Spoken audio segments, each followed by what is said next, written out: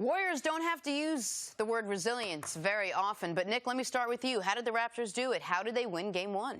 Pascal Siakam and the Raptors defense were ready for NBA Finals intensity, and the Golden State Warriors were not. The Portland Trail Blazers didn't do Golden State any favors except for the added rest.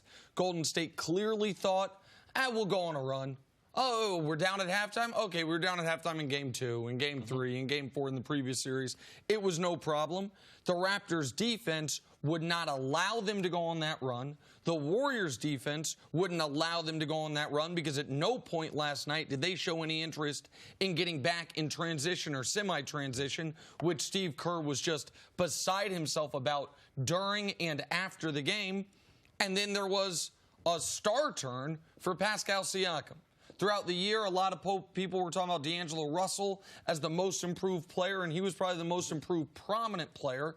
But on this show, we talked about the kid in Toronto, Pascal Siakam, how he went from being a 7-point-a-game guy to a 16-point-a-game guy with a legitimate claim to be on an all-defensive team.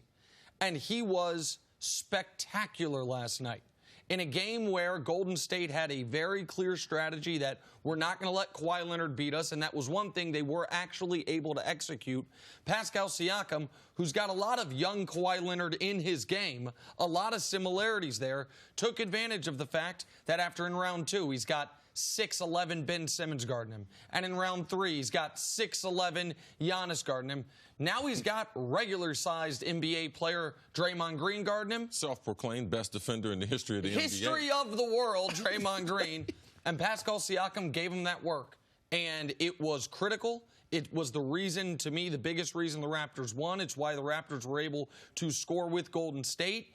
And you had pointed out all week leading up to it, Chris, that Toronto can't lose Game 1. They can't give away home court immediately. Yes. They didn't give away a quarter last night. They led wire to wire in this game, essentially, and Pascal Siakam's the biggest reason. And Draymond makes a great point, though, in the soundbite, talking about the Warriors and how they decided to try to win this game was they're not going to let Kawhi Leonard get off.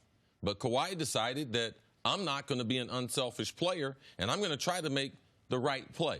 Even though he took some tough shots, a typical superstar like Kawhi, he's going to get up 24 to 27 shots in that game. But Kawhi didn't. Even though he played the type of minutes you didn't, he decided that, I'm going to get other people involved. And after a slow start and turning the ball over, creating those open looks gave the other Raptors confidence. Marc Gasol, he got off in that first quarter. Siakam, not only in the first quarter, but in the second quarter, he got into a rhythm. He got some easy looks. He got out into the fast break.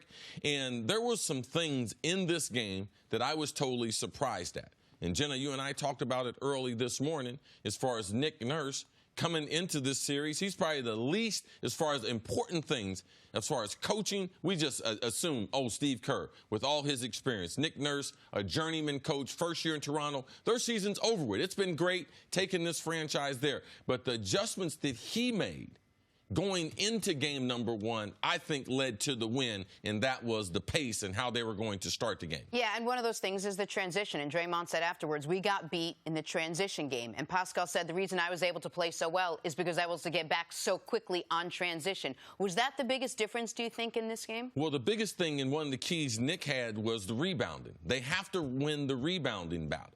And in going against Golden State, people talk about, they're going to shoot threes, they're going to move the ball around, everyone's going to set picks for Steph and for Clay.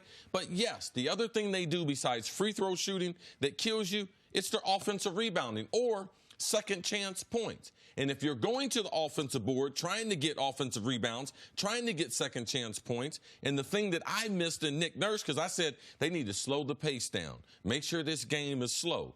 No, he told them from the beginning, we're going to attack, we're going to run. I was like, wow, they're going to run themselves into a very quick death. Because we said coming in, what the Raptors have to do is slow down the Warriors' I thought they were playing game. into the Warriors' hand. I thought they were playing because early in the game they were giving up offensive rebounds. Toronto gave up 5 in the first quarter. They were trying to play at a pace with Golden State, and I thought they would wear out and Golden State would punch them. And Golden State, typically, teams have tried to do this, but when they try to outrun Golden State, they try to outshoot them. There's a difference in outrunning them because with Steph and with Clay, they shoot the ball from diagonal and from the corner an awful lot. You're not going to have a balanced defense. So they're out of position. If they don't get an offensive rebound or a second chance, you have the ability to go on the attack. And that's what Nick Nurse and this coaching staff realized in the 2 games that they played earlier this year. They played at a faster pace. We saw Toronto slow down Milwaukee, and Milwaukee we thought was just a sample size of what Golden State was going to do. But, man, we were totally wrong. Nick Nurse was up on this, and that first half, man, they pushed that pace. In the second half, they got back to more of a finals game, more like they played Milwaukee. But that first half, first 24 minutes, Nick, huge advantage in the pace of the game. And see, you mentioned Kawhi not forcing the issue, Kawhi recognizing like that most guys in his spot would put up 20-plus shots. One of the reasons he didn't was because he didn't have to. The Raptors had a lead the entire game. So Kawhi, the Warriors, I think, had a smart defensive game plan against Kawhi. And their game plan against Kawhi isn't why Pascal got off. It's not why they got out in transition. I think they will try to duplicate that.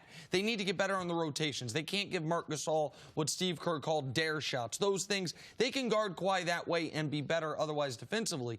But if Pascal Siakam doesn't make 11 consecutive field goal attempts and isn't 14 of 17 from the field in the game, then maybe Kawhi feels like, man, I got to take some of these shots. Yes, I get pressed. And so it was the Raptors continually getting stops and Siakam being so great defensively allowed Kawhi to a degree to ease himself into the game and just take, I know it's a cliche, but take what the defense gave him.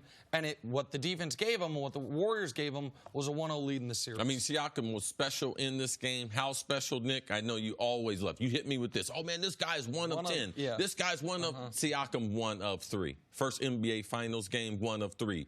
Jordan, Allen Iverson to go 30, 5, and 5. That's how special he was in game number 1. Thanks for watching. Subscribe here to get the latest from the show. Also, be sure to check out more of the best clips from First Things First, or go watch a few segments from our other shows on FS1.